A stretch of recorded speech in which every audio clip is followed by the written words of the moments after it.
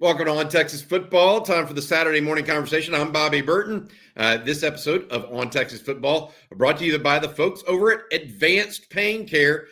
Same and next day appointments available with Dr. Mark Malone and his staff at Advanced Pain Care. We'll talk about more about them a little bit later. This episode of the Saturday conversation, we're going to be talking about recruiting almost primarily. And I wanted to go over some news and notes over the last week and a half, 2 weeks, 3 weeks even, and my feelings on where Texas sits and where Texas needs to go. Right now, the Longhorns with a commitment from Samari Matthews yesterday, now at 18 commitments on the recruiting campaign. I think they're going to want to try to get to 25 come December when signing day happens officially. Given that, I think that they need to be at 20 to 21 by the start of August, or at least by the end of August. And I think there is some growing confidence that Texas can do that, especially after the pledge yesterday of Matthews. Now, just to give you a little bit more detail on Matthews, this young man is out of Charlotte, North Carolina, a suburb of Charlotte. He is about 6'1.5" 185 pounds, has been a player on varsity for Huff High. All 3 years of high school. He'll be his fourth year playing for Huff this year and fourth year on varsity.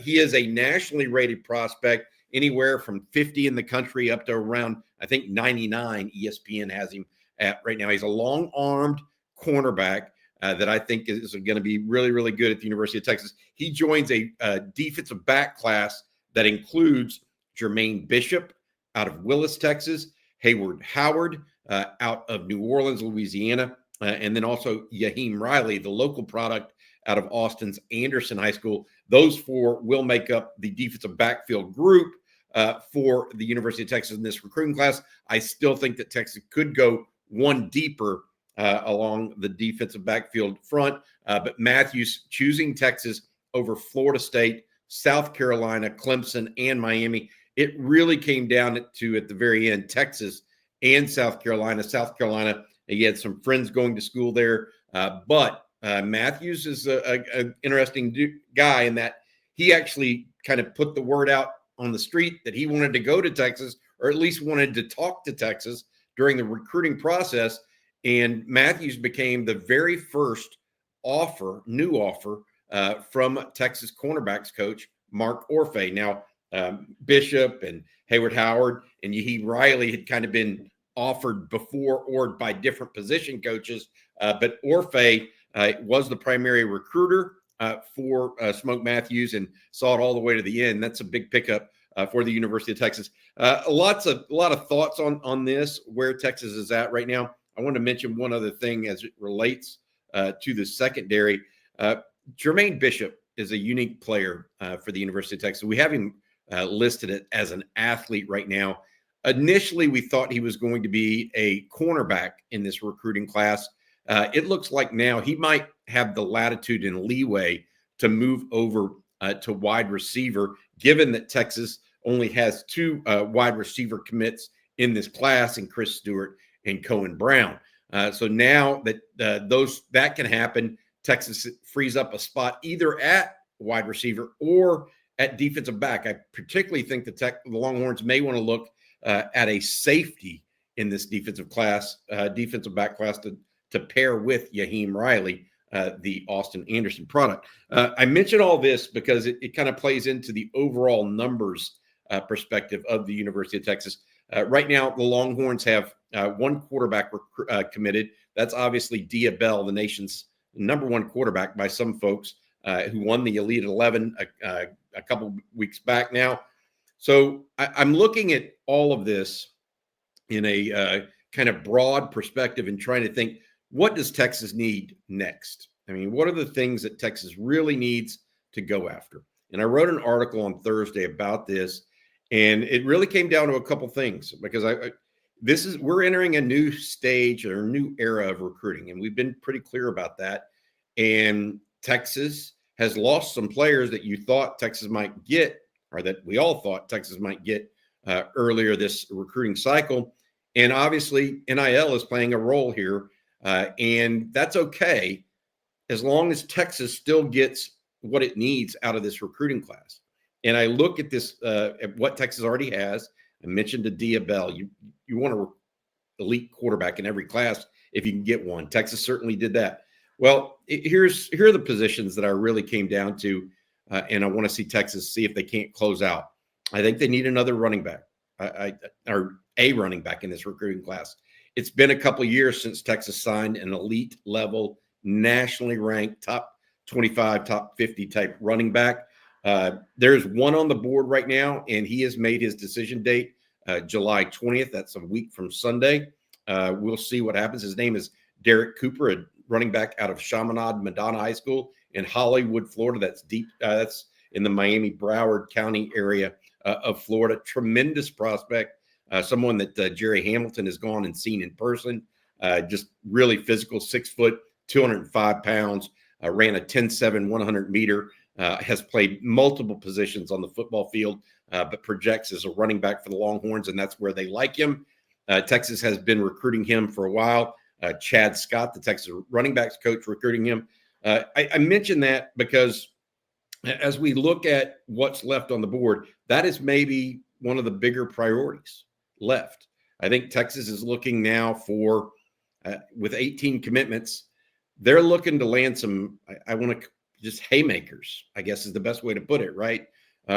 These last recruits, I think Steve Sarkisian, his GM, Brandon Harris, and all of the personnel guys, they're looking for guys that can be difference makers in the program. And that's kind of where it's at right now. Running back is one of those spots. If you get a chance to see them and look at the overall pieces, I mentioned running back as one spot. I don't think they're going to push for another wide receiver. Otherwise, they would have pushed for Jalen Lott and or Caden Finley, in my opinion. I think they're fine not going after another tight end in this class unless someone shakes loose late in this class. And the reason why they're okay not going after a tight end is because they really like both Nick Townsend and Emery Winston, who came in this year, both true freshmen now on the roster. Then you look at offensive line. They're going to need to get another offensive line. They don't like offensive linemen, particularly a tackle. John Turntine is a tackle. Max Wright might be a tackle, but he's more likely an interior guy long-term for the Longhorns. And then you also have Nick Robertson.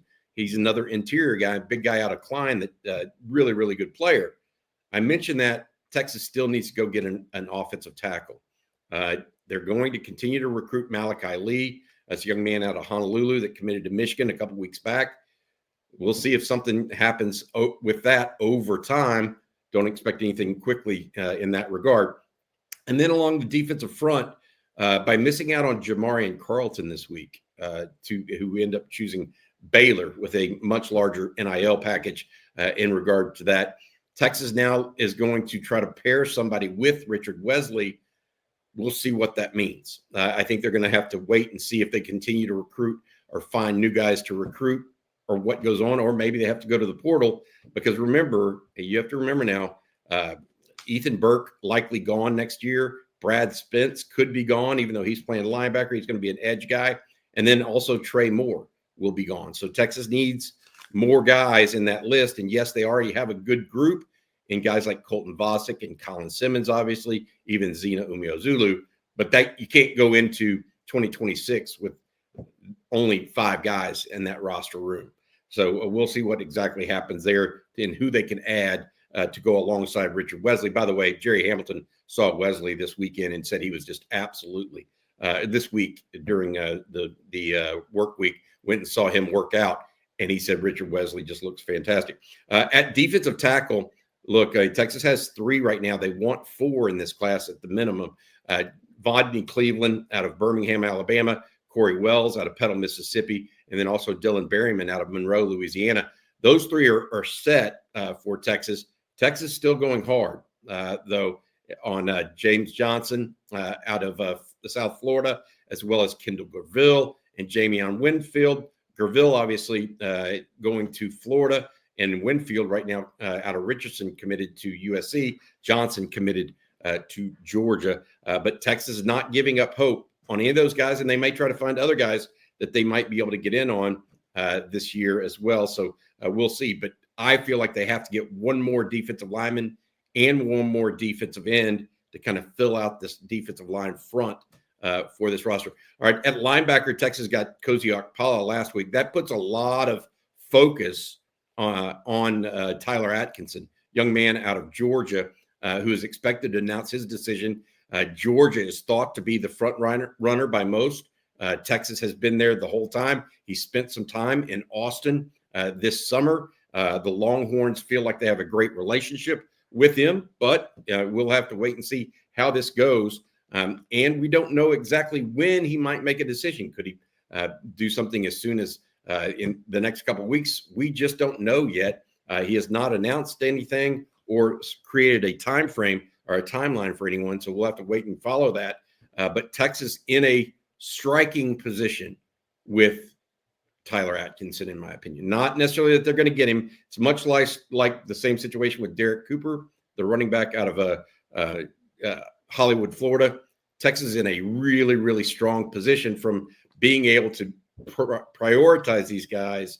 They don't have too many commitments. They have some dry powder, so to speak. We'll see what that means or not means from that standpoint. But I think Texas right now headed down the stretch of this summer recruiting period. That all being said, we all know that Steve Sarkisian will continue to recruit throughout the football season. They got so many players last year that did not even commit or visit until mid-year. Justice Terry is one. Jonah Williams never took an official visit over the summer. Just a lot of different. Grayson Littleton is another one. Zealous Hicks. All those guys committed to Texas without, but by making decisions within the football season or at the end of their football season. I think Texas could be looking at that once again this year. So that if they can get to 20 to 21, that's kind of the magic number. Then they have a path, I think, to getting to 25 and not having to dip their toe below the water of what they want to from a quality perspective. I will say one more thing. Calvin Thomas is another player that Texas had looked at and considered, brought him in for an official visit.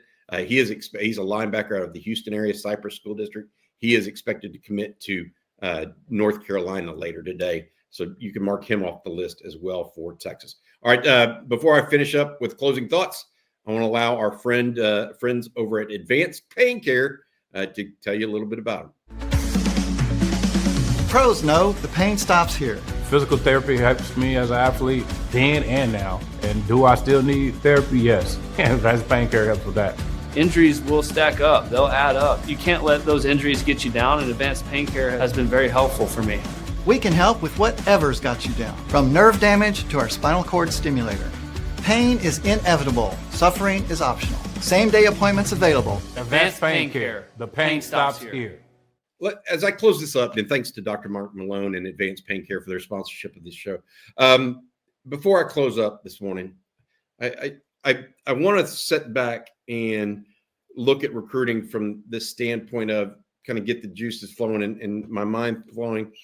The thing I'm thinking right now about Texas is the amount of elite players they went after this year was really kind of overwhelming, I think. We talked about it all year, how these guys were elite players. Well, when you are after elite players across the board, like Texas was or is, the stakes are going to be raised for each and every one of them. And so Jamarian Carlton, for example, might be Baylor's number one overall recruit on the board, whereas he's a piece of the puzzle at a place like Texas. I think that what we're going to see from here on for Texas, really, I think they're going to go after big name guys. I think that that's what's left out there for Texas. Those are the guys that they would have to flip if they got them, because Texas hasn't really, they haven't stepped down from the level of player that they want, even in the face of losing some of these guys. They're still not willing to overgo on some guys. So I think as we look at it, and as I think about it from my perspective today, I'm interested to see how the next week or two goes, see if Texas is able to get to the 20 to 21 commitment level, which I think they will be at, and then how that sets them up for the fall. And furthermore, not only how it sets them up for the fall, but what happens with NIL overall by the time that rolls around. There have been more NIL issues come up in the last 24 to 48 hours. It is not a settled topic. The idea that collectives may go away is being challenged at this very minute by the plaintiff's attorney in the House settlement. And so we just don't know what's going to happen. I do think that whether it's through true third-party NIL or through the collective or what have you, we'll have more clarity in a couple of months, 2 or 3 months. And I think that will give Texas more clarity as well when it comes to recruiting and what they can do. And patience is key. December is the final timeline that everybody has to wait on in reality. But we will see where it goes.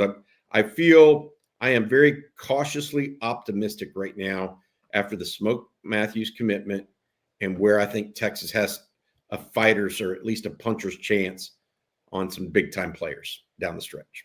So we'll see how it goes. Hope you guys enjoyed that update. Again, Texas at 18 commitments. Very excited for the Longhorns there. I think they'll get to 20 to 21. Mark Orfe's first offer ends up being a Longhorn. Hope that is a sign of good things to come for Coach Orfe at the University of Texas. All right, that'll do it for the Saturday morning conversation. We'll be back a little bit later today. I have a couple other updates coming up, but for now, that's going to do it.